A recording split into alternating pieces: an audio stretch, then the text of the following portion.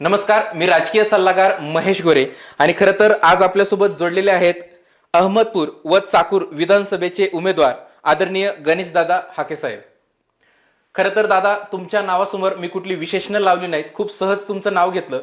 त्याचं कारण आहे, मला असं वाटतं आपला हा आज संवाद झाल्यानंतर तुमची केलेली कामं, त्या कामांवर लोकांनी तुम्हाला जी विशेषणं लावली पाहिजे ती खरं तर लोक ठरवतील. त्यामुळे मी कुठलंही तुम्हाला त्या ठिकाणी विशेषण दिलं नाही. आज सामाजिक क्षेत्रात काम करत असताना, राजकीय क्षेत्रात काम करत असताना, शैक्षणिक क्षेत्रात काम करत असताना, प्रशासकीय सेवेचा तुम्हाला दांडगा अनुभव राहिलेला आहे, राजकारणाचा सुद्धा दांडगा अनुभव राहिलेला आहे. एक सर्वसामान्य कुटुंबामधून तर एखाद्या भारतीय जनता पक्षासारख्या मोठ्या पक्षाचा एक सर्वसामान्य कार्यकर्ता, तिथपासून ते पक्षात विविध पदांवर काम आजपर्यंत तुम्ही सगळेजण केलेले आहेत. आणि खरं तर ही जी विधानसभा आपण बघतोय, महाराष्ट्राच्या दृष्टिकोनातून ही विधानसभा अति महत्वाची मला त्या ठिकाणी वाटते. आणि या सगळ्या गोंधळामध्ये सुद्धा तुम्ही आम्हाला जो वेळ दिला त्याबद्दल मी माझ्याकडून व आमच्या संपूर्ण या टीमकडून तुमचे सर्वप्रथम मनापासून आभार मानतो. आणि सर्वप्रथमच मी तुम्हाला येणाऱ्या तुमच्या कारकिर्दीसाठी खूप साऱ्या शुभेच्छा देतो दादा. धन्यवाद.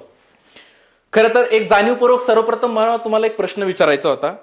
प्रश्न म्हणण्यापेक्षा एक थोडासा संवादच साधूया आपण. आणि त्या संवादाचं माध्यम असं होतं की काही काळापूर्वी तुम्ही आपल्या मतदार राजाला, म्हणजे तुमच्या सहकाऱ्यांसमोर आणि संपूर्ण मतदारांसमोर तुम्ही एक वाक्य वापरलं. आणि मला असं वाटतं महाराष्ट्रातले अनेक राजकीय व्यक्ती असतील किंवा येणाऱ्या काळामध्ये जे तरुण असतील, ज्यांना राजकारणाचा एक चेहरा बनायचा की भविष्यात मला राजकारणात यायचे, अशा सर्वांसाठी मला असं वाटतं हे स्टेटमेंट खूप महत्वाचं आहे.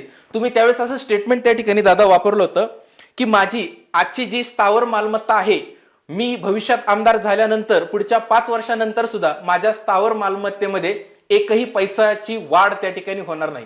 मी जाणीवपूर्वक पुन्हा एकदा सांगतो, जी माझी आजची मालमत्ता आहे त्याच्यामध्ये आमदार झाल्यानंतर त्या मालमत्तेमध्ये कसल्याही पद्धतीची वाढ होणार नाही. मला असं वाटतं या महाराष्ट्रामध्ये अनेक मंत्र्यांसोबत, अनेक राजकीय नेत्यांसोबत, आमदार असतील, खासदार असतील, नगरसेवक, ग्रामपंचायत असतील, सगळ्यांसोबत मी काम केलं. परंतु या सगळ्या प्रदीर्घ कामानंतर मला असा पहिला एक उमेदवार त्या ठिकाणी भेटला, पहिला असा एक नेता, जनसामान्यांचा नेता असा पहिल्यांदा भेटला जो सांगतो की माझ्या मालमत्तेमध्ये अजिबात वाढ होणार नाही. मला असं वाटतं दादा, तुम्ही या गोष्टीबद्दल काय सांगू शकाल? नाही, कसं आहे की लोकप्रतिनिधी हे पद काही लाभाचं पद नाही आहे. आमदार असेल, खासदार असेल, कुठलंही पद हे लाभाचं नाही आहे. त्यासाठी जे काही मिळणारं मानधन आहे ते त्याचा एक चरितार्थ चालावा, ते लोकप्रतिनिधी म्हणून काम करताना त्याचा होणारा जो खर्च तो भागावा, या हेतूनं आमदाराला, खासदारांना मानधन दिलं जातं. बरोबर. त्यामुळे त्या पलीकडे जाऊन त्यांनी लोकांची सेवा करावी ही अपेक्षा असते. बरोबर. आणि त्या माध्यमातून स्थावर मालमत्ता किंवा संपत्ती कमवणे हे जो आहे तो खरं म्हणजे गुन्हा आहे. आणि मला असं वाटतं की मी आयुष्यामध्ये माझ्या पद्धतीप्रमाणे मला जे काही उद्योगधंदे करता येतील त्या उद्योगधंदे करून मी माझं स्थावर मालमत्ता किंवा माझे जे काही मला जे काही कमवायचं आहे ते मी कमवलेलं आहे. आणि मी आत्ता केवळ सेवेसाठी लोकांच्या समोर येतो आहे. त्यामुळे सेवा हा माझा प्रमुख म्हणजे उद्देश आहे. बरोबर. माझी प्रॉपर्टी वाढवणे, कमवणे, काही इतर गोष्टी करणं हा माझा काही उद्देश नाही. त्यामुळे मी या बाबतीत स्पष्टपणे सांगितलं आहे की माझी स्थावर मालमत्ता आज जी असेल तीच 5 वर्षांना असेल. खरं तर हा मुद्दा मला खूप महत्त्वाचा वाटतो. ज्या युवकांना राजकारणात यायचं, एक राजकारण संधी म्हणून ते बघतात, ह्या सगळ्यांसाठी मला असं वाटतं हे वाक्य तुमचं एक मोठा आदर्शवादी निश्चितपणे आहे.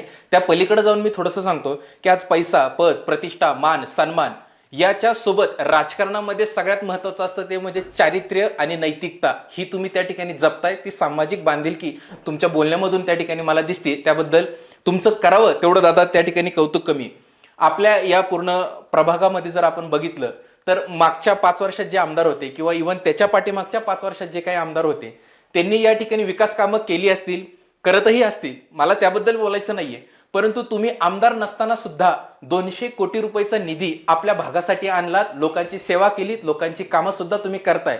मला असं वाटतं जनतेनं जर तुम्हाला आमदार म्हणून त्या ठिकाणी निवडून दिलं तर तुमच्या कामाचा वेग हा 4 पटीने वाढेल. याबद्दल तुम्ही नेमकं काय सांगू शकाल? मी आमदार हे एक संविधानिक पद आहे.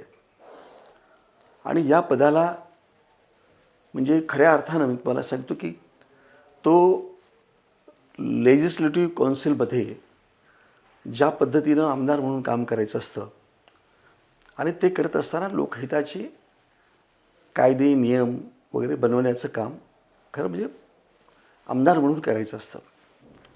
तुमचा जो प्रश्न होता की तो प्रश्न म्हणजे मला असं वाटतं की मी जे पैसे 200 कोटी रुपये निधी माझ्या मतदारसंघात जो आणला आहे तो गेली मी 20 वर्षे भारतीय जनता पार्टीचा महाराष्ट्राचा प्रवक्ता म्हणून काम करतो. माझे अनेक सहकारी आज 2014 साली मी निवडणूक लढलो, मी थोड्या मतानं हरलो. कदाचित मी जिंकलो असतो तर महाराष्ट्राच्या मंत्रिमंडळात माझ्या ज्येष्ठतेनुसार मला संधी मिळाली असती. बरोबर. आणि माझ्याबरोबर जे काही आमदार झाले ते मंत्री झाले आणि वर केंद्रातही अनेक माझे सहकारी तिथं म्हणजे मंत्री म्हणून गेलेले आहेत. त्यामुळं मला माझ्या संविधानिक पद जरी मला नसलं तर माझं पक्षातलं एक काम, माझी पक्षातली विश्वासार्हता, माझं काम या सगळ्या गोष्टीमुळं मला कोणीही सरकारमधले मंत्री असतील, सचिव असतील, हे कुठल्याही मला कामाला अडचण निर्माण होत नाही. बरोबर. आणि म्हणून मी माझ्या मतदारसंघाच्या विकासासाठी जेव्हा जेव्हा मंत्री महोदयांकडे विनंती केली त्या खात्याच्या, तेव्हा त्यांनी मला सरळ हातानं मदत केली. आणि म्हणून मला 2014 ते 2024 या 10 वर्षामध्ये जवळपास 100 कोटी रुपये मागच्या पंचवार्षिक योजनेमध्ये आणि आत्ताच्या या 5 वर्षामध्ये असे 200 कोटी रुपयेचा निधी मी माझ्या मतदारसंघात आणू शकलो. खरं तर ही खूप महत्त्वाची गोष्ट वाटते मला. आपल्या प्रेक्षकांसाठी सुद्धा ती खूप महत्त्वाची गोष्ट आहे.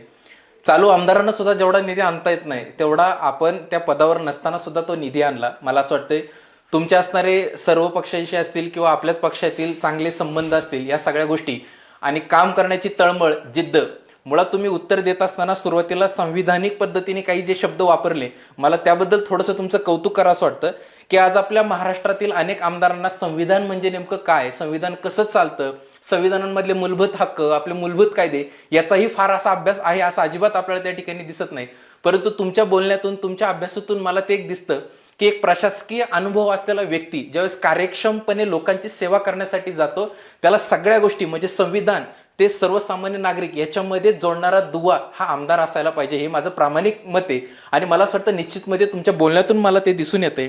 सगळ्यात महत्त्वाचा आता तुम्हाला प्रश्न विचारायचा आहे. खरं तर हा प्रश्न झालाच पाहिजे असं अनेक लोकांचं मतदारसंघात मला म्हणणं होतं की तुम्ही हा प्रश्न दादांना विचारलाच पाहिजे. आणि तो प्रश्न म्हणजे आता जर तुम्ही बघितलं तर महाराष्ट्राच्या राजकारणात जात ही खूप महत्त्वाची आता म्हटली गेली आहे. म्हणजे आत्ताच आपण बघितलं जरांगे पाटलांचा पॅटर्न असो किंवा इतर ओबीसी प्रवर्ग असो किंवा इतर जातीयतेचे अनेक समीकरण असो, प्रत्येक जण आता जातीकडे त्या ठिकाणी वेगळ्या दृष्टिकोनातून नेमकं बघतोय. पण मला असं वाटतं ही निवडणूक झाल्यानंतर ज्यावेळी तुम्ही आमदार म्हणून शपथ घ्याल, तुमचा कार्यभार त्या ठिकाणी तुम्ही सांभाळाल आणि कार्यभार सांभाळत असताना तुम्ही आमदार म्हणून जात या गोष्टीकडे नेमकं कशा पद्धतीने बघता दादा, काय सांगू शकाल? नाही, मी जात हा विषय कधीच माझ्या आयुष्यामध्ये स्पर्श करू दिला नाही. आणि मी म्हणजे ज्या पद्धतीनं आज महाराष्ट्रातलं राजकीय सामाजिक म्हणजे परिस्थिती दूषित करण्यात आलेली आहे याच्याशी मी सहमत नाही आहे.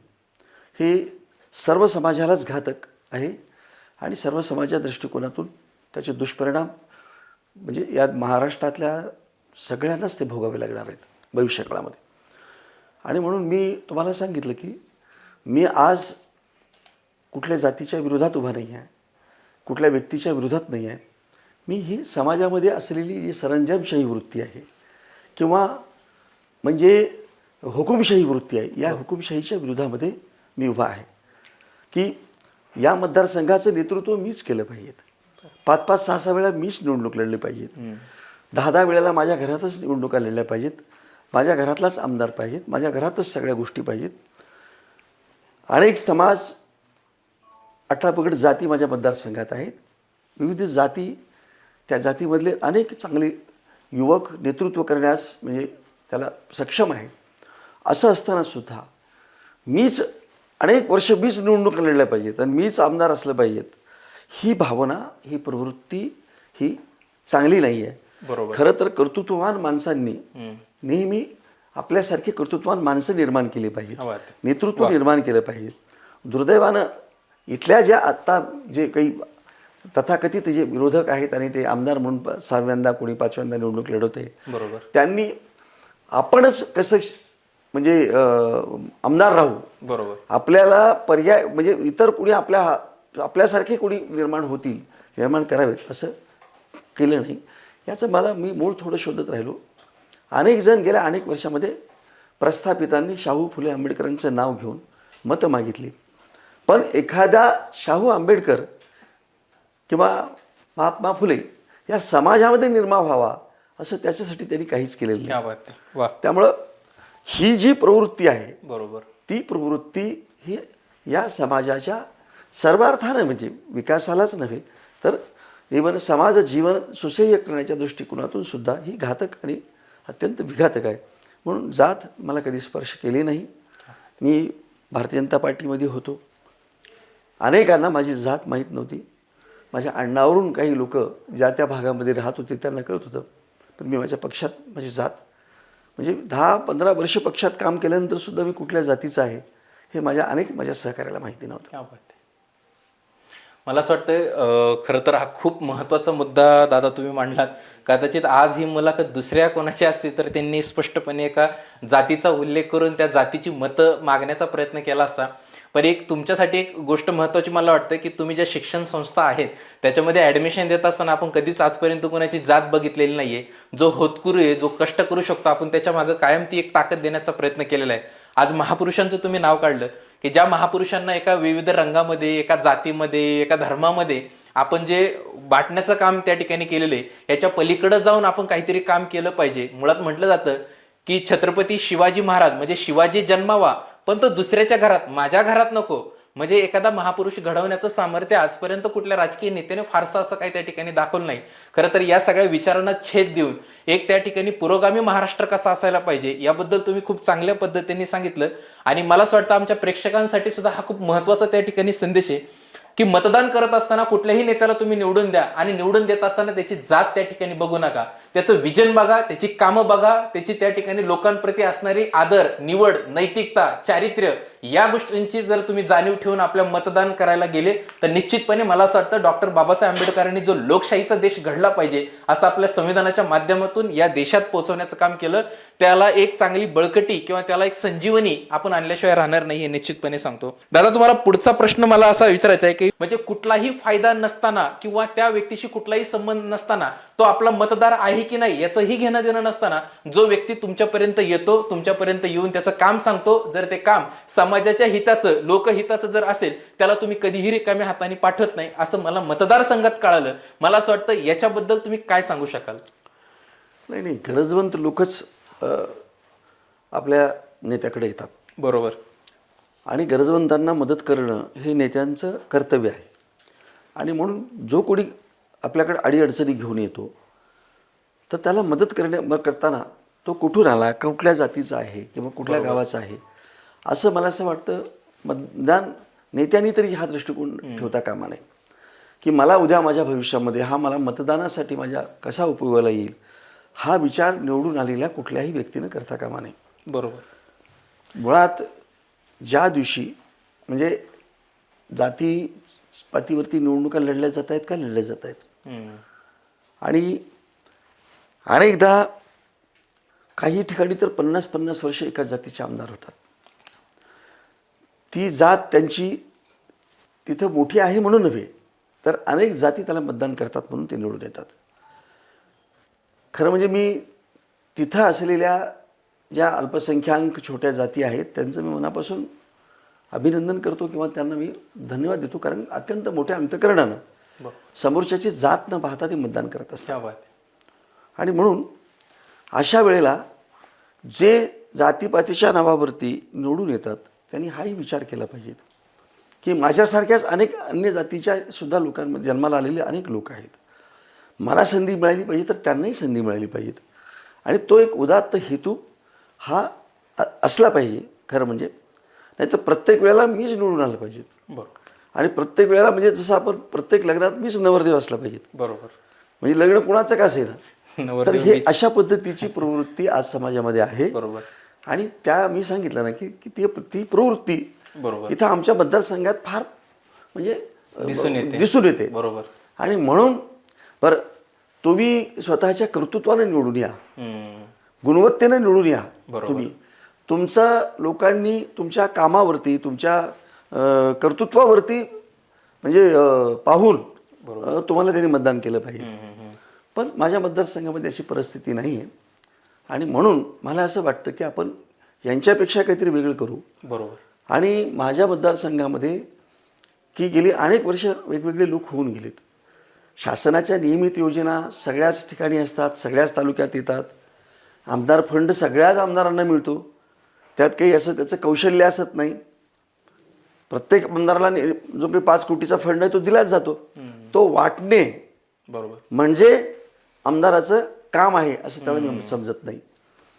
मतदारसंघातल्या लहान लहान गोष्टी लक्षात घेऊन अत्यंत मतदारसंघाचा व्यवस्थितपणे अभ्यास करून, बरोबर भौतिक आणि भौगोलिक व्यवस्थितपणे असा अभ्यास करून, बरोबर असलेली साधन संपत्ती त्याचा नीटपणे वापर करून आपल्या इथली म्हणजे जी आर्थिक स्थिती आपल्या लोकांची कशी वाढेल, मग त्यासाठी आपण काय करायला पाहिजेत, त्यासाठी कुठल्या प्रकारची आपण योजना आपल्या इथे राबवल्या पाहिजेत, कुठल्या प्रकारची आपल्याकडे आपण आराखडा ज्याला म्हणतो आपण. खरं तर प्रत्येक आमदारांनी आमदार होण्या अगोदर आपल्या मतदारसंघाची ब्ल्यूप्रिंट ही तयार ठेवली पाहिजे. क्या बात आहे. आणि त्या अनुषंगानं Perfect. ती लोकांच्या समोर मांडली पाहिजेत. बरोबर आणि लोकांना सांगितलं की मी निवडून आलो बरोबर. तर मी हे सगळं करणार आहे. बरोबर. आणि मी माझ्याकडे माझ्या मतदारसंघाची ब्ल्यूप्रिंट तयार केलेली आहे. क्या बात आहे. मी मतदारसंघामध्ये काय करणार आहे आणि मला कशा पद्धतीने करणार आहे, कुठल्या पद्धतीने करणार आहे, हे माझ्याकडे मी तयार आहे माझ्याकडे. आणि ती माझी ब्ल्यूप्रिंट घेऊन मग मी पुढची 5 वर्ष मला लोकांनी निवडून दिलं तर मी दाखवून देणार आहे. बरोबर. आमदाराची ताकद खूप मोठी असते. बरोबर. कारण लोकप्रतिनिधी म्हणून घटनेनं इतक्या म्हणजे मोठे अधिकार दिलेत, संविधानिक इतके मोठे अधिकार आहेत. बरोबर. की तो जर त्याची इच्छा असेल आणि ती क्षमता आणि बुद्धी असेल त्याला, बरोबर. तर तो म्हणजे 5 वर्षामध्ये आपल्याला काय करायचं आहे बरं का, की त्याचं नीटपणे त्यानं जर नियोजन केलं बरोबर तर तो आपल्या मतदारसंघाचा चेहरा मोहरा बदलू शकतो क्या बात आहे. आणि आपल्या मतदारसंघाचा दिसण्या इतपत विकास तो करू शकतो. मग त्यात बेरोजगारी असेल, तरुणांचे प्रश्न असतील, बरोबर. उपलब्ध साधन संपत्ती असेल, मूलभूत सुविधांच्या संदर्भातला त्याचा अभ्यास असेल.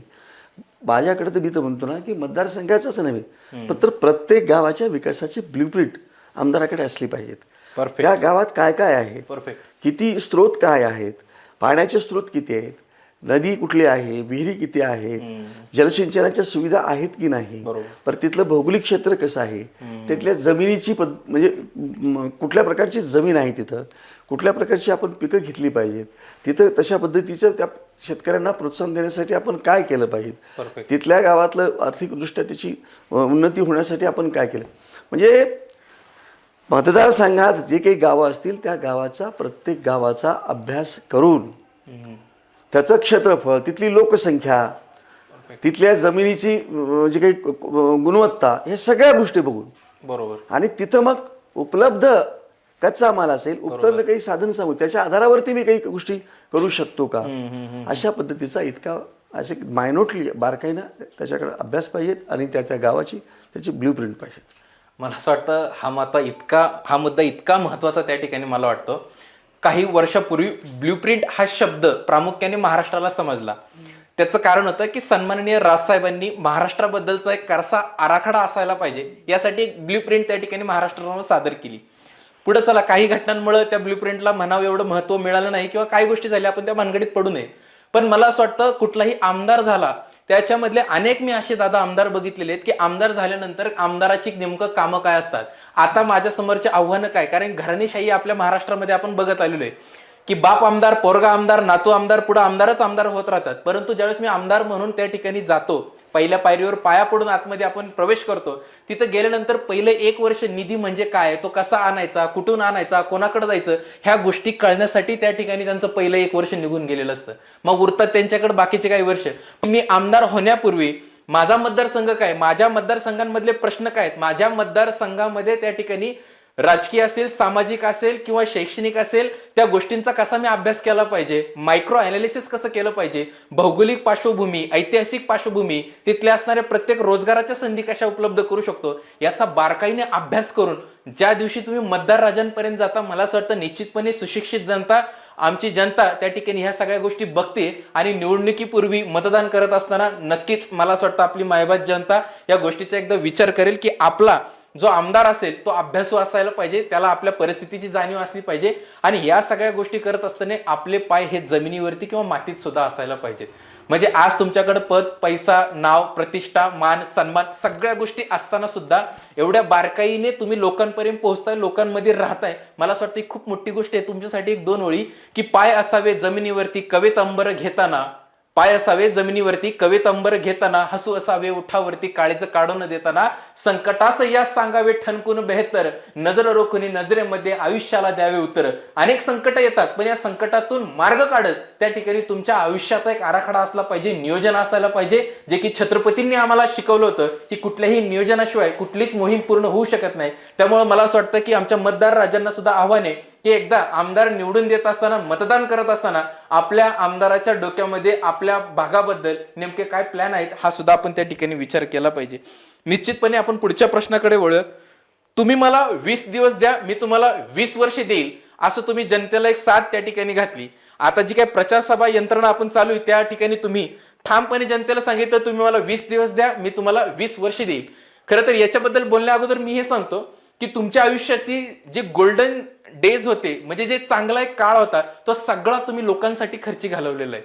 तुमच्या आयुष्यातला सगळ्यात जास्त वेळ तुम्ही लोकांसाठी घालवलेला आहे. खरं तर लोकांनी आता हे 20 दिवस त्या ठिकाणी दादांना दिले पाहिजेत, हे निश्चितपणे मी सांगतो. तरी सुद्धा हा प्रश्नाकडे परत एकदा वळूया की तुम्ही मला 20 दिवस द्या, मी तुम्हाला 20 वर्षे देईन. मला असं वाटतं याच्या पाठीमागं काय विचार करून तुम्ही हे वाक्य त्या ठिकाणी आपल्या मतदारसंघात सांगितलं होतं? कारण या काळामध्ये मतदार म्हणजे अनेकदा वेगवेगळ्या आमिषांना, भूलथापांना बळी पडतात आणि जे नेमकं चांगलं निवडण्याचं त्यांच्याकडनं राहून जातं. आणि मग अशा वेळेला माझी त्यांना हीच विनंती आहे की तुम्ही 20 दिवस प्रामाणिकपणे अगदी आतमध्ये तुमच्या अंतःकरणामध्ये सखोलवर जाऊन तुम्ही स्वतः असा विचार करायचा की मी हा माझा माणूस जो निवडणार आहे तो माणूस कसा आहे, कोण आहे, त्याची क्षमता काय आहे, त्याचं शिक्षण काय आहे, तो काय करू शकेल, त्याला किती दृष्टी आहे, व्हिजन आहे का, तो भविष्यात म्हणजे आपल्यासाठी काय करू शकेल, ह्या सगळ्या गोष्टीचा विचार मतदारांनी करावा. म्हणून त्यांना म्हणतो की या काळात तुम्ही हा विचार करा. यासाठी तुम्ही मला 20 दिवस द्या. बरोबर. की तुम्ही तुमचा प्रतिनिधी निवडताना काहीतरी उगीचा आपल्याला मिळालेला अधिकार आहे, तो अत्यंत बाबासाहेबांनी फार मोठा अधिकार तुम्हाला दिलेला आहे.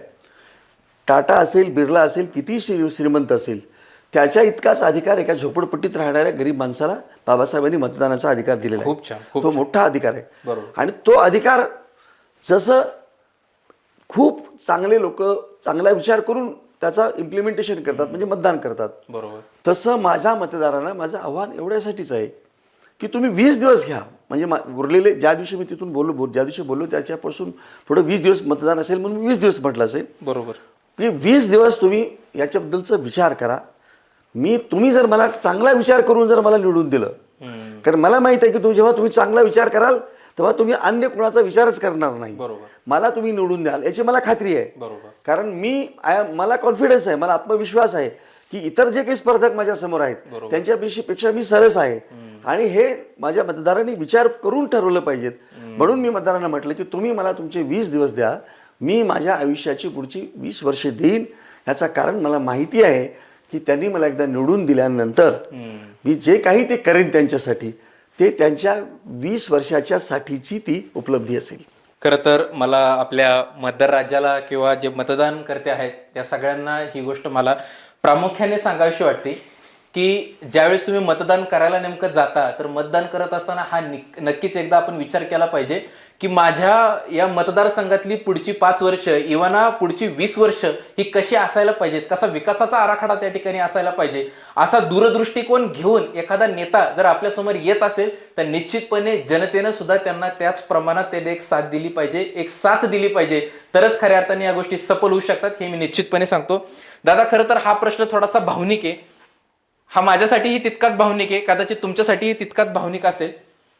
हा प्रश्न विचारत असताना मला सांगावंसं वाटतं तुम्हाला की तुम्ही प्रशासकीय सेवा करत असताना तुम्हाला राजकारणात ज्यांनी बोट धरून चालवायला लावलं ते म्हणजे स्वर्गीय आदरणीय गोपीनाथजी मुंडे साहेब यांनी तुमचं बोट धरून तुम्हाला राजकारणात त्या ठिकाणी चालायला शिकवलं.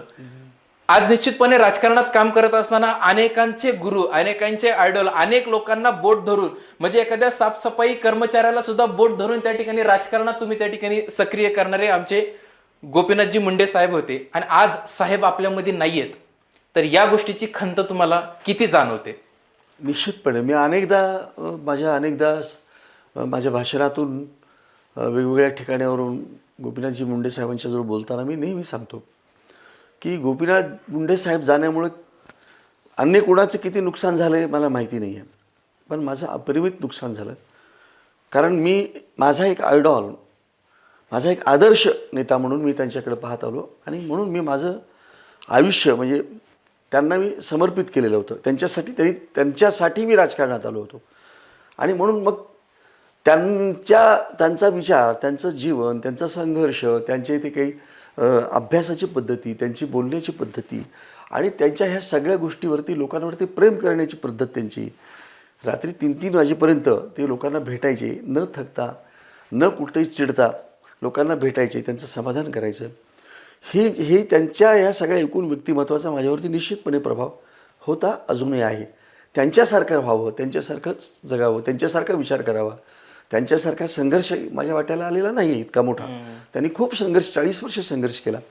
पण मी त्यांच्यापेक्षा कमी संघर्ष म्हणजे राजकीय जीवनामध्ये मला संघर्ष मी करावा लागला नाही असं नाही. मी एका विशिष्ट जातीचा आहे आणि मग जातीचा मी ते असल्यामुळं मला अनेकदा मला राजकारणामध्ये त्याचा मला फायदा माझ्या जातीचा म्हणजे नाही झाला. माझ्या म्हणजे जात ही कुठंतरी नेहमीच आडवी येत गेलेली आहे. बरोबर. आणि म्हणून साहेबांनाही ती आलेली होती, नाही असायला नाही भाग नाही, पण त्यांनी त्याच्यावरती मात करून संघर्ष करत प्रस्थापिताच्या विरुद्ध एक फार मोठा म्हणजे विजय त्यांनी मिळवलेला होता. आणि माझ्याही आयुष्यामध्ये तशाच पद्धतीचा मी साहेबांचा आदर्श असल्यामुळं नेहमीच मला प्रस्थापितांच्या विरोधामध्ये म्हणण्यापेक्षा जे जे जे हुकुमशाही वृत्तीचे लोक आहेत, जे स्वार्थी वृत्तीचे लोक आहेत, समाजाच्या नावानं ढोंग करून तुम्ही लोकप्रतिनिधी म्हणून लोकांना भूलथापा देऊन निवडून येता आणि स्वतःचंच भलं करत बसता, हे तुमचा ढोंगीपणा हा याच्यावरती मला म्हणजे राग आहे. आणि म्हणून मी माझ्या या निवडणुकीमध्ये उतरवण्याचं ठरवलेलं आहे. क्या बात आहे. खरं तर तुमचे अनेक सारे अनुभव आहेत, पण माझी आई मला सहजपणे म्हणायची, मी लहानपणी आईला एकदा विचारलं होतं की आई जात काय असते. मी पहिलेला ॲडमिशन घेत असताना मला विचारलं होतं, बाळा जात सांग तुझी, सांगता आलेली नव्हती. आईला विचारलं, आईने सांगितलं होतं सोप्या भाषेत, जी जात नाही ती म्हणजे जात, असं आईने सोप्या भाषेत सांगितलं होतं. पण त्याहून पलीकडे जाऊन मी तुम्हाला एक प्रश्न विचारेल की गोपीनाथ साहेबांचा आणि तुमचा एखादा असा प्रसंग, एखादा किस्सा जर तुमच्या स्मरणात असेल तर तो मी नक्कीच मला ऐकायला आवडेल तो. नाही, मी जेव्हा म्हणजे मला साहेबांनी नोकरी सोडण्याचा निर्णय, म्हणजे तू म्हणाली नोकरी सोड, समाजकारणात ये, तुला समाजकारणाची, राजकारणाची थोडीशी मला आवड दिसते, तेव्हा तू ये आणि तू ज्या समाजामध्ये जन्माला आलेला आहेस तो समाज राजकारणापासून कोसो दूर आहे. तुझ्यासारखी माणसं राजकारणात यायला पाहिजेत, तू ये. आणि मी जेव्हा म्हटलं की साहेब मी चांगल्या पदावर आहे, नोकरी आहे मला, सगळं उद्या मला पुढं पदोन्नतीचे खूप चान्सेस आहेत, प्रमोशन होईल, मोठ्या पदावर मी जाईल. बरोबर. तर ते म्हणाले, अरे किती मोठे पद तुला मिळतील, त्या पदांच्या पेक्षा कमिशनरपेक्षा तुला मी मोठा करेन राजकारणामध्ये, तू मोठा होशील, इतक्याच क्वालिटीज तुझ्या सार्वजनिक जीवनामध्ये यशस्वी होण्यासाठीच्या तुझ्याकडे आहेत, तेव्हा तू ये. माझ्यातली शक्ती आहे त्याची कल्पना मला साहेबांनी करून दिली. आणि मला वाटलं की एक आपल्याला फार मोठा आधार आपली आहे आणि ह्या आधाराच्या जोरावरती आपण आपल्या गुणवत्तेच्या आधारावरती आपण पुढे जाऊ शकू, म्हणून मी राजकारणात त्यांच्या सांगण्यावरून आलो. तुमच्या दृष्टीने एक उत्तम आमदार कसा असायला हवा? बघा, मी मंत्रालयामध्ये 10 वर्ष कॅबिनेट मंत्र्यांचं सचिव म्हणून काम केलं आणि दरवेळेला 288 आमदार, म्हणजे असे साधारणतः 500 आमदार विधानसभेचे आणि तितकेच साधारणतः 200 आमदार विधान परिषदेचे, असे 700 आमदारांचा माझा संबंध या 10 वर्षात आला. आणि म्हणून आमदार कसा असतो, कसा असावा, कसा नसावा, ह्या दोन्ही गोष्टी मला त्यांच्या अनुभवावरून मला कळल्या. आणि चांगले आमदार म्हणजे काय करू शकतात, 5 वर्षात एखादा आमदारानं मनात आणलं तर तो काय करू शकतो, हे मला त्यांच्या अनुभवातून दिसलं. आणि माझ्या डोक्यामध्ये सातत्यानं येत राहिलं की तो आमदार म्हणजे त्याला जर दृष्टी असेल आणि तळमळ असेल, बरोबर, आणि काम करण्याची जर त्याला जर हातोटी असेल, तर तो स्वस्थ नाही बसत. तो सातत्यानं क्रियाशील असतो आणि आपल्या मतदारसंघामध्ये लोकांसाठी त्याची काम करण्याची खूप अशी काय असते, इच्छा असते. बरोबर. माझ्या मते आमदार हा असा असावा की ज्यांनी त्यांच्यावरती विश्वासानं त्याला आपलं लोकप्रतिनिधी म्हणून पाठवलं आहे, तर सतत त्याच्यासमोर त्याचे ते लोक असले पाहिजेत. सातत्यानं जोपर्यंत तो लोकप्रतिनिधी आहे तेव्हा सतत त्याच्या डोळ्यासमोर ती जनता असली पाहिजे. अलीकडं आमच्या लोकांच्या, आमदारांच्या डोळ्यासमोर त्याचे कुटुंब असतात, त्यांचे नातेवाईक असतात. मी 5 वर्ष आमदार झालो, मग मी काय काय करू, मी माझ्या मुलासाठी काय करू, माझ्या मुलीसाठी काय करू, मग तिला कुठं मी प्रोजेक्ट करू, त्याला कुठं प्रोजेक्ट करू, पण त्यांच्यासाठी कशी संपत्ती कमवू, कुठल्या कुठल्या योजनांचा लाभ घेऊ, हे असं सतत त्यांच्या नजरेसमोर असतं. तर चांगला आमदार तोच की ज्यांनी आपल्याला निवडून दिलेलं आहे त्यांना 5 वर्ष सतत समोर ठेवून जो काम करतो तो चांगला आमदार. बरोबर. दादा, मला असं विचारायचं आहे की तुमच्या मतदारसंघातील तुमची प्राथमिकता काय असते? मतदारसंघामध्ये अनेक गोष्टी करण्यासारख्या आहेत. माझा मतदारसंघ, मी खरंच अत्यंत भाग्यवान आहे. इथलं उत्तम शेतकरी आहेत आणि कष्टी परिश्रम करून फार मोठं उत्पन्न काढणारे, शेतीमध्ये नवीन नवीन प्रयोग करणारे शेतकरी इथं आहेत. आणि अशा शेतकऱ्यांच्यासाठी अजून त्यांचं शेतीतलं उत्पन्न वाढावं, शेतीमध्ये आधुनिक विज्ञान आणि तंत्रज्ञान त्यांनी वापरावं, नवीन नवीन बियाणे वापरावीत, नवीन नवीन लागवडीच्या पद्धती हे कराव्यात आणि त्यातून त्यांचं म्हणजे शेतीला उद्योग म्हणून त्यांनी उद्योग म्हणून करावा. जसं इंडस्ट्रीमध्ये आपण प्रत्येक गोष्टीचं कॅल्क्युलेशन करतो उद्योगामध्ये, तसं शेती करत असताना शेती हा उद्योग म्हणून शेतकऱ्यांनी करावा. आणि ती उद्योजकता त्याच्यामध्ये विकसित करण्यासाठी शेतकऱ्यांमध्ये मी प्राधान्यानं मला ते काम करावं असं वाटतं. म्हणजे शेतकरी हा उद्योजक असावा, त्याच्यातली उद्योजकता डेव्हलप करण्यासाठी आपण वेगवेगळ्या पद्धतीचे प्रशिक्षण देणं, वेगवेगळ्या पद्धतीचे त्याच्यासाठीच्या त्याला मार्गदर्शन करणं, त्याला शेतीच्या सगळ्या सुविधा उपलब्ध करून देणं, या सगळ्या गोष्टी केल्या तर म्हणजे करणं शक्य नाही असं नाही आहे, हे करता येतं. आणि तसं केलं तर फार मोठा बदल या आपल्या जीवनमानामध्ये, या आर्थिक याच्यामध्ये बदल होऊ शकतो. बरोबर.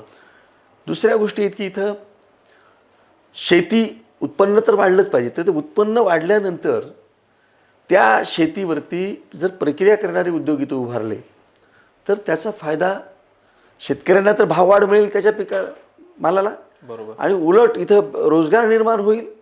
आणि रोजगार निर्माण झाल्यामुळं जो काही कच्च्या मालाचा पक्का माल होईल तयार, त्यालाही उत्तम पद्धतीची एक बाजारपेठ आपल्याला उपलब्ध करून देण्याच्या दृष्टिकोनातून इथं एक मोठ्या प्रमाणात एक एम्प्लॉयमेंट जनरेशन होईल.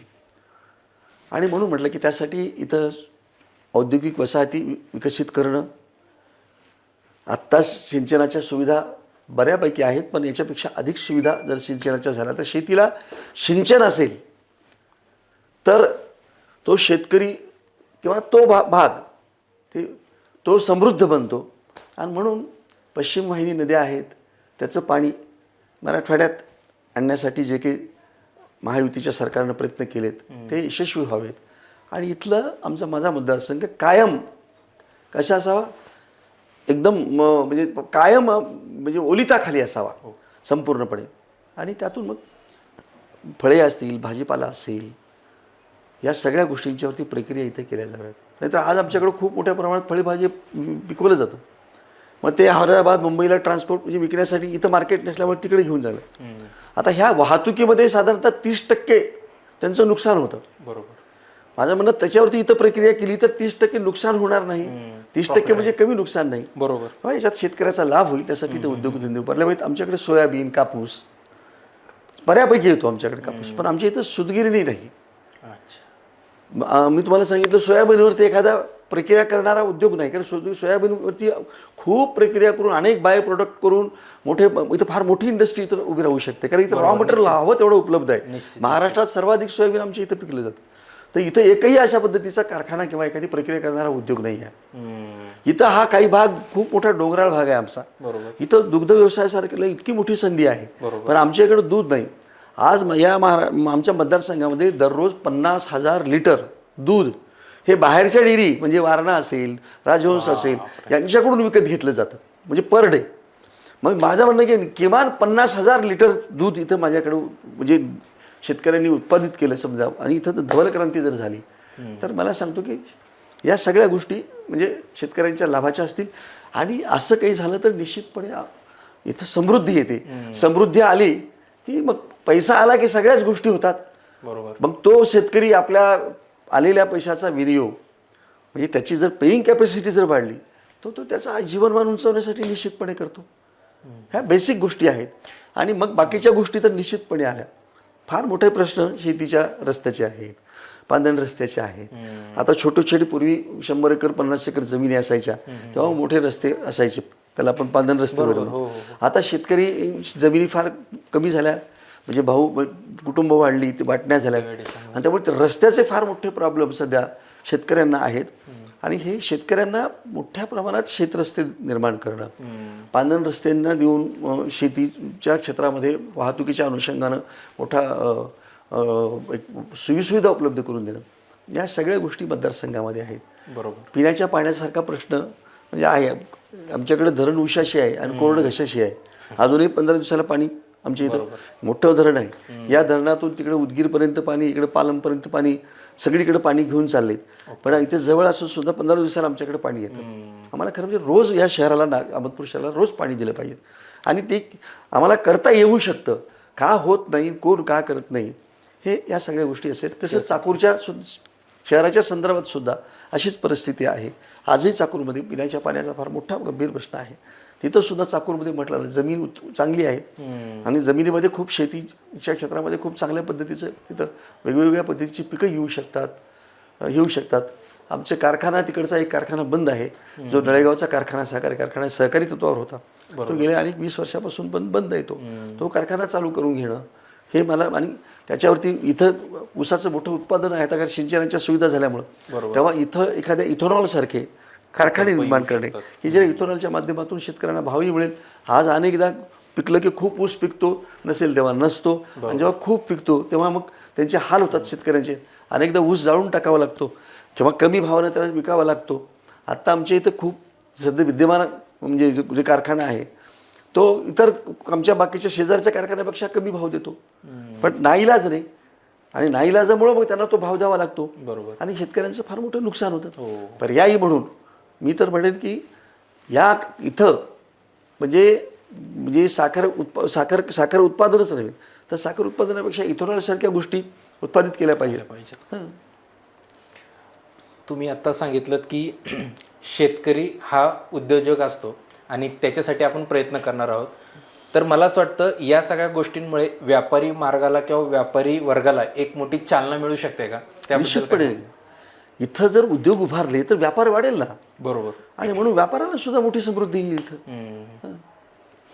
दादा, पुढचा तुम्हाला असा प्रश्न विचारायचा आहे की तुमच्या राजकीय अनुभवाचा आपल्या मतदारसंघाला कसा फायदा होईल? नाही, माझा दावा आहे की मी 20 वर्ष प्रशासकीय सेवेमध्ये घातले.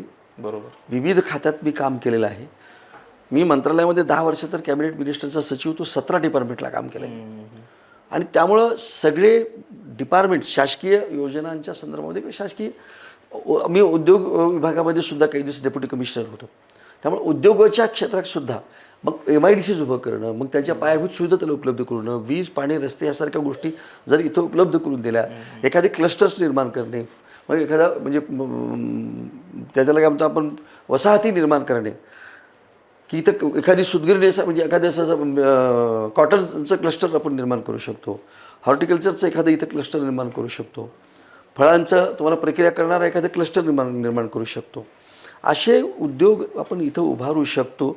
आणि त्याच्यासाठी लागणाऱ्या सगळ्या गोष्टीचं ज्ञान मला माझ्या प्रशासकीय सेवेत मिळालेलं असल्यामुळं करू शकतो. मंत्रालयातून सुद्धा माझ्या मतदारसंघामध्ये मला जास्तीत जास्त निधी वेगवेगळ्या गोष्टीसाठीचा, अनेकदा आमदारांना राष्ट्रीय निधीची कल्पनाच असत नाही. बरोबर. मला दाखवा, मी माझं आव्हान आहे की माझ्या इथल्या आमदारांनी केंद्र सरकारच्या कुठली योजना इथं मतदारसंघामध्ये राबवली आहे आणि आणलेली आहे की त्याचा फायदा घेतलेला आहे. कारण त्यांना माहीतच नाही आहे, कारण त्यांनी कधी केंद्र सरकारच्या कुठल्या योजना आहेत आणि त्याचा आपण कसा फायदा होतो बघ. इथंच फक्त मंत्रालयात जाणे, मंत्रालयात आहे त्या योजनांचं हे करणे, बस. माझ्या मतदारसंघातल्या लोकांना प्रशिक्षण देऊन नवीन उद्योजक निर्माण करणं, तरुणांना उद्योजकता विकासाचे प्रशिक्षण देऊन त्यांनी छोटे मोठे उद्योग स्टार्टअप सुरू करावेत. यासाठी आमच्या आमदारांनी काय प्रयत्न केलेत विचारा त्यांना. स्वतःचे उद्योग उभारलेले आहेत. पण लोक माझ्या मतदारसंघातल्या तरुणांनी त्यांच्या हाताला रोजगार मिळाला पाहिजेत, त्यांनी उद्योजक बनलं पाहिजेत, त्यांची आर्थिक क्षमता वाढली. याच्यासाठी आमच्या दोन्ही, मला आता सध्याचे दोन माझ्यासमोर जे उभे आहेत विनायकराव पाटील आणि बाबासाहेब जाधव, त्यांनी सांगावं मला की या गोष्टीसाठी त्यांनी काय केलेलं आहे. बघा, मला म्हणतील की मी काय केलेलं आहे, तर मी पहिल्यांदा माझ्या माझ्या या डोंगराळ भागामध्ये शिकले मुलं तर उद्योजक बनतील. बरोबर. शिक्षण हा अत्यंत महत्त्वाचा घटक असल्यामुळे मी इथं इंजिनिअरिंग कॉलेज सुरू केलं. फार मोठं इथं इन्फ्रास्ट्रक्चर उभं करण्याचा प्रयत्न केला की जे कारण जगामध्ये आज या गोष्टीची फार मोठी आवश्यकता आहे, तंत्रज्ञानाची. पॉलिटेक्निकसारखं काढलं, ITI केलेलं मी. हेतू माझा असा आहे की माझ्यात इथं जर समजा इथं उद्योग उभारायचा असेल तर मला कुशल कामगारांची आवश्यकता आहे आणि ते आपल्या इथं निर्माण करू आणि त्याच्यानंतर उद्योग उभे करू. अशा पद्धतीची माझी स्वतःची संकल्पना आहे. उद्योगासाठी लागणारं मूलभूत सुविधा, त्याच्यासाठी लागणारं कुशल मनुष्यबळ, ह्या सगळ्या गोष्टी इथं माझ्याकडे जर उपलब्ध करून दिल्या तर मला मुंबई पुण्याला लोकांना मला जायची गरज नाही. आणि इथं राहून सुद्धा खूप आपली आर्थिक समृद्धी साधता येते. खरं तर या दृष्टीनं मी माझ्या मतदारसंघाच्या अनुषंगाने आमदार झाल्यानंतर मी करेन. या प्रश्नातच तुम्ही तुमचे शैक्षणिक धोरण सुद्धा सांगितलं. मला असं वाटतं त्याच्यावर थोडासा अजून प्रकाशझोत टाकावं. तुमचं शैक्षणिक कार्य खूप मोठे आहे, त्याबद्दल काय सांगू शकाल? नाही, शैक्षणिक कार्य माझं फार मोठं नाही आहे. बघा की माझ्या सर्व शिक्षण संस्था ह्या काही धंदा म्हणून मी काढलेल्याच नाही आहेत. बरोबर. इथं अत्यंत जाणीवपूर्वक काढल्या. मी मुंबईमध्ये होतो, मला मुंबईत सुद्धा एखादं CBSEची शाळा किंवा SSCची शाळा मला काढून मोठ्या कोट्यावधी रुपये मला कमवता आले असते. बरोबर. मी इथं माझ्या ग्रामीण भागात, डोंगराळ भागात जिथं शिक्षणाच्या संधी उपलब्ध नाही तिथं अशा शिक्षणाची संधी, भले ठीक माझ्याकडून IAS IPS ऑफिसर्स वगैरे होत नसतील, पण आज पुष्कळ लोक माझ्या शाळेतून शिकलेल्या मुलं मोठ्या नोकऱ्या मिळून मिळतात. मुळात त्यांना शिक्षणाची आवड निर्माण करण्यापासून ते त्यांना शिक्षण देऊन त्यांना प्रशिक्षित करणं हे शहरात जितकं सोपं आहे तसं इथं या भागामध्ये नाही. पण त्यांनी शिकलंच पाहिजे, शिकल्याशिवाय समाज सुधारणार नाही. म्हणून मी जाणीवपूर्वक माझ्या सर्व जे काही संस्था आहेत, शाळा आहेत, माझ्याकडे अपंगांच्या शाळा आहेत, आश्रमशाळा आहेत ज्या VJNTच्या, त्यांच्यासाठी काढले, भटक्यामुक्तांसाठी. ऊसतोड कामगारांची मुलं शिकतच नाहीत आणि आता मॅक्झिमम डोंगराळ भागामधला ऊसतोड कामगार आहे, 6 महिने मुलं जातात, शिकतच नाही पुढं. ती त्यांच्यासाठी आश्रमशाळा काढली, अपंगांच्या शाळेच्या शाळा काढल्या की जे खऱ्या अर्थानं त्यांना दिव्यांगांना शिक्षणाची गरज आहे त्याप्रमाणे. त्यामुळं त्यांच्यामध्ये एक त्यांना ताकद देण्यास, शक्ती देण्यास, ऊर्जा देण्यासाठी, पाठबळ देण्यासाठी अशा शाळा काढून अनेक माझ्या अपंग शाळेतून शिकलेली मुलं चांगल्या पदावर गेलीत. माझ्या VJNT शाळेतले डॉक्टर झालीत, इंजिनियर मुलं झालेली आहेत. बरोबर. तेव्हा शैक्षणिक क्षेत्रामध्ये काम करत असताना मी धंदा म्हणून केला नाही, व्यवसाय म्हणून शिक्षण संस्था काढलेली नाही, तर इट्स माय पॅशन. मला आवडतं. माझ्या मागास भागातल्या अत्यंत गरिबांच्या मुलांनी शिकलं पाहिजेत आणि शिकून, कारण मी स्वतः ज्या परिस्थितीतून शिकलो, मी कमवा आणि शिका ही जी आमच्या कॉलेजमध्ये गरीब पोरांसाठीची योजना होती. म्हणजे झाडं लावणे, झाडांचे खुरपणे, निगा करणे आणि त्याच्यासाठी आम्हाला कॉलेजमध्ये पैसे द्यायचे, ती मजुरी दिली जायची. अशी मजुरी करून मी शिकलेलो असल्यामुळं मला स्वतःला असं वाटतं की या पद्धतीनं शिक्षण किती महत्त्वाचं आहे. शिकलो म्हणून एवढा मोठा झालो, शिकलो नसतो तर मला ती सुविधा जर मिळाली नसती तर मी शिकलो नसतो. म्हणून शिक्षण केवळ पैसे कमवण्यासाठी नाही, तर माझ्या भागातल्या माझ्या उपेक्षित गरीब जे भटके विमुक्त आहेत अशा समाजाच्या मुलांनी शिकलं पाहिजे, यासाठी शाळा काढलेल्या आहेत. दादा, पुढचा प्रश्न मला तुम्हाला असा विचारायचा आहे की आमदार झाल्यानंतर पहिल्या 100 दिवसात तुमच्या कामांचा आराखडा काय असेल? माझ्याकडे मी सांगितलं ना, मतदारसंघात माझी ब्ल्यूप्रिंट तयार आहे. बरं, मी काही मुख्यमंत्री किंवा मंत्री नाही आहे, म्हणजे असेल नसेल मला माहिती नाही. बरोबर. कसं आहे की अशा पद्धतीचे काही धोरणात्मक निर्णय घेण्यासाठी मंत्री किंवा मुख्यमंत्री वगैरे अशा पद्धतीचे शासन असावं लागतं. आमदार मी माझ्या मतदारसंघामध्ये जो माझी प्रिंट माझ्याकडे तयार आहे, ती म्हणजे त्याचं अंमलबजावणी करण्यासाठी मी 100 दिवसामध्ये त्याचा एक प्लॅन तयार करेन. 100 दिवसामध्ये बरोबर. की मला MIDC मंजूर करून घ्यायची आहे, तर मी त्यासाठी मग माझ्या कशा पद्धतीने फॉलोअप मला करायचे आहेत ते करेन.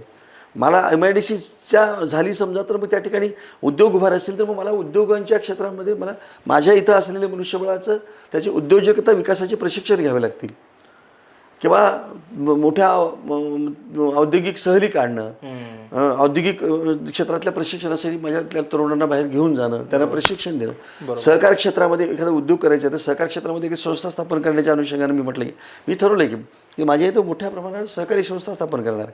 तेव्हा सहकारी संस्था स्थापन करण्यासाठी काय करावं लागतं, मग पुढं प्रोजेक्ट रिपोर्ट म्हणजे काय आहे, त्याला बँकिंग फायनान्स कशा पद्धतीने करावं लागतं, कुठल्या उद्योगाला कुठल्या बँक्स कशा पद्धतीने फायनान्स करतात, अर्थसहाय्य देतात, ह्या सगळ्या गोष्टीचा माझा अभ्यास असल्यामुळं त्या अनुषंगानं 100 दिवसामध्ये त्याचा एक मी प्लॅन झालो तर आमदार तर तशा पद्धतीचा प्लॅन करून तो टाईम बाउंड माझा प्रोग्राम आखून मी तो माझ्या 5 वर्षामध्ये मला कशा पद्धतीनं मला ते अचीव करायचं आहे त्याचं मी एक नियोजन करेन.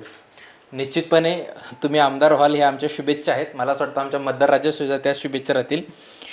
आमदार झाल्यानंतर लोक नॉट रिचेबल होतात, लोक भेटत नाहीत, आमदार भेटत नाहीत, अशी जनसामान्यांची एक ओरड असते. तर हा जनसंपर्क टिकवण्यासाठी आमदार झाल्यानंतर आपले प्लॅन काय असतील? बघा, आमदारांना 2-3 गोष्टी अत्यंत म्हणजे ठरवाव्या लागतात. माझ्या मतदारांना किती वेळ द्यायचा, माझ्या प्रशासकीय कामाला किती वेळ द्यायचा. नुसतं लोकांना भेटत बसलो तर तेही तुम्हाला तुमच्या आमदारकी यशस्वी होण्यासाठीचं कारण उपयोग नाही आहे. तुम्हाला लोकांनाही भेटलं पाहिजे, त्यांनी अडचणी लोकांना भेटून त्यांच्या अडचणी समजून घेतल्या पाहिजेत. अडचणी घेण्यासाठी तोचा वेगळा पॅटर्न तो सोडवण्यासाठी मग एक वेगळा भाग असला पाहिजे. आणि म्हणून माझं ऑफिस हे एक रिसोर्स सेंटर असलं पाहिजे. त्या माणसाची समस्या आहे ती एका मिनिटात सोडवली पाहिजे. त्यासाठी माझ्याकडे माझे एक नव्हे तर 5-6 माझे PA असतील आणि ते 5-6 PA माझे हे रोज येणाऱ्या लोकांचे काम ते स्वतः करतील आणि रोज येणाऱ्या लोकांचं काम करतील आणि मी त्या लोकांना किमान माझ्या लोकांनी दुसरं काहीच करू नये. त्यांच्याकडे रोज माझ्याकडे 10 लोक आली ना तर त्या 10 लोकांची कामं तुम्ही 6 लोकांनी करायला पाहिजे. बरोबर.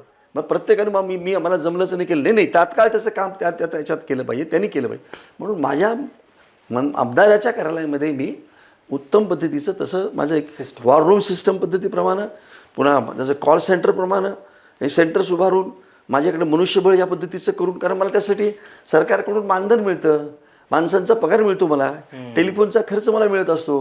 ह्या सगळ्या गोष्टी मला उपलब्ध असताना मला सेवेची संधी सरकार पैसे देऊन जर करत असेल तर मला वाटतं ते मी आनंदाने करेन आणि अत्यंत चांगल्या पद्धतीनं माझं कार्यालय, माझी कामाची पद्धत एक त्या पद्धतीने मी लावून देईन. निश्चितपणे या गोष्टी सगळ्या होत राहतील. या निवडणुकीत मतदारांना तुम्हाला नेमकं काय संदेश द्यायचा आहे, काय सांगू शकाल? माझा एकच संदेश आहे लोकांना की तुम्ही आत्तापर्यंत अनेकांना आजमावलेला आहे, बरोबर, बघितलेलं आहे, अनेक आमदार पाहिलेत, पण तुम्हाला अजूनही आमदार कसा असावा कोणी जर माझ्या मतदाराला विचारलं तर ते त्यांना नाही सांगता येणार. कारण आमदाराची ओळख अजून माझ्या मतदाराला झालेलीच नाही आहे आणि ही आमदाराची ओळख मी करून देणार आहे ती माझ्या कामातून आणि तुम्हाला त्याचं ज्या मतदारसंघामध्ये ज्या डेव्हलपमेंट्स ज्या होतील, जे चेंजेस होतील, जे बदल होतील त्या बदलातून आमदार कसा असायला पाहिजे हे लोकांच्या समोर मी निश्चितपणे कामाच्या माध्यमातून मी उभं करणार आहे. आणि म्हणून म्हटलं तुम्हाला की माझ्या मतदारांना हीच विनंती आहे, माझ्या मतदारांना की तुम्ही सगळ्यांना आजमावलं आहे, सगळ्यांना पाहिलं आहे, बरोबर. मला एकदा आजमावा, मला एकदा तुम्ही संधी द्या संधी देऊन बघा. की मग माझी क्षमता म्हणजे माझ्यात जे काही समजा तुम्हाला मी हे करेन की नाही, ते करेन की नाही, हे तुमच्याची मनातली शंका आहे. त्यास तुम्ही मला एकदा तुम्ही मला संधीच दिली नाही तर ती तुम्हाला मला सेवेची संधी दिली तरच मी तुमची सेवा करू शकेन. बरोबर. आणि म्हणून मी अत्यंत प्रामाणिकपणे आणि विश्वासानं माझ्या मतदारांना सांगतो की तुम्ही माझ्यावरती विश्वास टाका. तुमच्या विश्वासाला कुठेही तडा जाणार नाही असं 5 वर्षात मी करणार नाही. उलट तुम्हाला मी सांगितलं की आमदार कसा असावा, लोकप्रतिनिधी कसा असावा, याचा एक आदर्श मी माझ्या जीवनातून, माझ्या कार्यानुभवातून आपल्या लोकांच्या समोर ठेवेन. तर धन्यवाद. खरं तर तुम्ही जी मुलाखत दिली, या मुलाखतून मला फक्त वाटतं मतदारसंघातच नाही तर महाराष्ट्रातल्या अनेक बडे नेते असतील, अनेक राजकीय नेतृत्व जे निर्माण होत असतील, या सगळ्यांनाच या तुमच्या सगळ्या प्रश्नांच्या उत्तरांचा निश्चितपणे फायदा त्या ठिकाणी होत राहील. मला असं वाटतं दादांनी जी मुलाखत दिली त्या मुलाखतीनंतर मी त्यांना एक शब्द वापरेल की एक अष्टपैलू असं व्यक्तिमत्व आहे. प्रत्येक मतदारसंघातील किंवा आपल्या मतदारसंघातील प्रत्येक मतदाराने मतदान करत असताना या सगळ्या गोष्टींचा एकदा विचार करावा आणि येत्या 20 तारखेला आपला मतदानाचा अधिकार त्या ठिकाणी आपण बजावला पाहिजे, एवढंच सांगतो. धन्यवाद दादा, तुम्ही आमच्या या टीमला थोडासा तुमचा वेळ दिला. खरं तर प्रचारणाची रणधुमाळी सुरू आहे आणि या रणधुमाळीमध्ये तुम्ही थोडासा वेळ आमच्यासाठी दिला, त्याबद्दल पुनश्च एकदा तुमच्या आमच्या टीमच्या वतीने मनापासून धन्यवाद करतो आणि इथंच थांबतो. जय महाराष्ट्र.